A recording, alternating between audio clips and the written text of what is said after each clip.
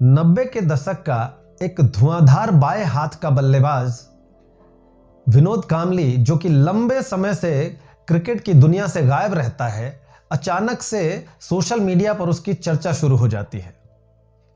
2025 IPL के auction से Prithvi Shaw unsold रह जाते हैं और उसके बाद उसकी तुलना विनोद कांबली से की जाने लग जाती है।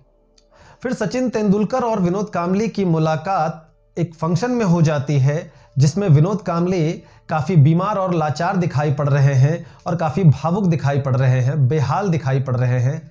उसके बाद सोशल मीडिया पर, यूट्यूब पर मानो कि वीडियो की बाढ़ आ जाती है। हर कोई इसे अपने अपने तरीके से प्रेजेंट कर रहा है। विनोद कांबली की असफलता एक केस स्टडी बनकर रह गई है।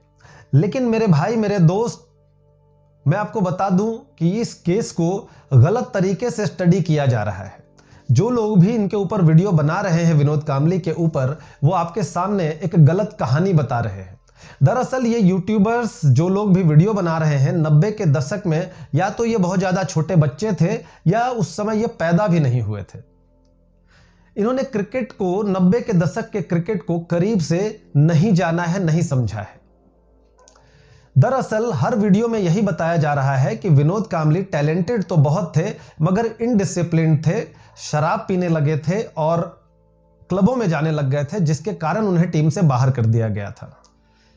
मेरे भाई, ये बिल्कुल गलत बताया जा रहा है आपको। दरअसल विनोद कांबली को कभी परफॉर्मेंस के कारण टीम से बाहर नहीं निकाला गया था। मैं आपको बताऊं कि 1996 के वर्ल्ड कप के बाद विनोद कांबली को पहली बार ड्रॉप कर दिया गया था, टीम से बाहर कर दिया गया था, जबकि विनोद कांबली सचिन तेंदुलकर के बाद सेकंड बेस्ट परफॉर्मर थे। इस वर्ल्ड कप में विनोद कांबली ने शतक भी लगाया था और जीत में हिस्सेदार भी रहे थे। वेस्टइंडीज की टीम, जो कि 1994-95 में इंडिया आती है और विनोद कांबली को अपने शॉर्ट पिच गेंदों का निशाना बनाती है, उन्हें बहुत परेशान करती है।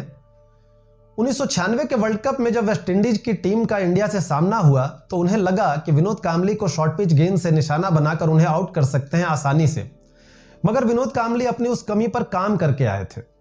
उन्होंने कॉटनी वॉल्स की और कटली अमरोज की जम के धुलाई कर दी और एक लो स्कोरिंग मैच, जिसमें इंडिया फंसता हुआ दिखाई दे रहा था, वहां से विनोद कांबली ने भारत को जीत दिला दी थी। 1996 के ही वर्ल्ड कप के सेमीफाइनल मैच में जब श्रीलंका से भारत को हार का मुंह देखना पड़ा खराब विकेट के कारण, जहां पे संजय मांजरेकर, अजय जडेजा जैसे बल्लेबाज सरेंडर करके वापस चले गए थे, विनोद कांबली उस मैच में आखिरी तक लड़ते रहे थे। दर्शकों ने जब हंगामा करके खेल रोक दिया तो मैच रेफरी ने श्रीलंका को विजेता घोषित कर दिया था। विनोद कांबली की आंखों में आंसू थे, क्योंकि उनका विकेट अभी तक बचा हुआ था। उन्हें उम्मीद थी कि शायद मैं यहां से मैच को आगे ले जा सकता हूं। विनोद कांबली रोते रोते ग्राउंड से बाहर आ गए थे। विनोद कांबली ही नहीं, बल्कि पूरा देश उस दिन उस हार पर रोया था। उस हार के बाद देश में एक गुस्सा था, क्योंकि हम अपने देश में खेलकर वर्ल्ड कप नहीं जीत पाए थे। बीसीसीआई ने इस हार की समीक्षा में विनोद कांबली को बलि का बकरा बना दिया और उन्हें टीम से बाहर कर दिया। इसके बाद भी विनोद कांबली अपने प्रदर्शन के दम पर दोबारा टीम में जगह बनाने में कामयाब हो जाते हैं। लेकिन इसके बाद आप कह सकते हैं कि विनोद कांबली बदकिस्मत रहे। टीम में जगह बना लेने के बाद एक मैच के दौरान, जहां उस मैच में उन्हें रेस्ट दिया गया था, एक सब्स्टिट्यूट फील्डर के तौर पर ग्राउंड में आते हैं और उनका पैर मुड़ जाता है। फील्डिंग के दौरान उनका पैर मुड़ जाता है और वो घायल हो जाते हैं। मैदान में कराहने लग जाते हैं। उन्हें स्ट्रेचर पर मैदान से बाहर ले जाया जाता है। उसके बाद विनोद कांबली 1 साल तक करीब क्रिकेट से दूर हो जाते हैं। 1 साल बाद रिकवर करने के बाद जब वो टीम में वापस आना चाहते हैं, तब तक सौरव गांगुली, राहुल द्रविड़ और युवराज सिंह जैसे बल्लेबाजों ने जगह बना ली थी। 1-2 बार टीम में अंदर बाहर करने के बाद सिलेक्टर्स ने विनोद कांबली पर ध्यान देना बंद कर दिया। उसके बाद ऐसा कहा जा सकता है कि विनोद कांबली कमजोर पड़ गए। आगे उन्होंने लड़ना ठीक नहीं समझा। उसके बाद उनका ध्यान भटक गया। कभी वो फिल्मों में ट्राई करते, कभी वो टीवी के रियलिटी शोज में चले जाते। शायद उसके बाद ही विनोद कांबली शराब की गिरफ्त में आए और उसके बाद उनकी बर्बादी शुरू हो गई। आज जो पृथ्वी शॉ के साथ विनोद कांबली की तुलना की जा रही है और कहा जा रहा है कि पृथ्वी शॉ विनोद कांबली से कुछ सीखो, यह बिल्कुल गलत है। विनोद कांबली की कहानी बिल्कुल अलग थी और पृथ्वी शॉ की कहानी बिल्कुल अलग है।